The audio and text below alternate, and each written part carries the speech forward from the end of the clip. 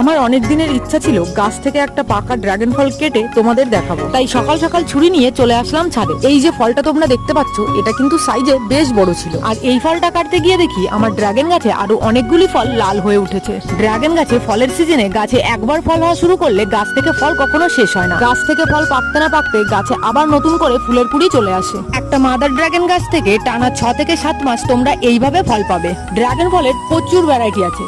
ফলগুলি দেখতে যেমন বিভিন্ন রকম হয়, তাদের স্বাদও কিন্তু আলাদা আলাদা হয়। আমার কাছে ড্রাগন ফলের যে ভ্যারাইটিটা আছে সেটা সাইজে একটু ছোট হলেও খেতে কিন্তু খুব মিষ্টি। আর তোমরা ভিডিও দেখে তো বুঝতেই পারছো ফলটা কতটা রসালো। ফলটা দেখতে যতটা সুন্দর লাগছে, খেতে কিন্তু আরো বেশি ভালো ছিল। তোমরাও যদি নিজেদের বাড়িতে ড্রাগন গাছে লাগিয়ে 1 বছরের মধ্যে সেটা থেকে ফল খেতে চাও, তাহলে আমার দেওয়া টিপসগুলি ফলো করতে পারো। কোনো রকম রাসায়নিক সার ব্যবহার না করে শুধুমাত্র জৈব সার প্রয়োগ করে 1 বছরের মধ্যে গাছে ফল আনার দায়িত্ব আমার।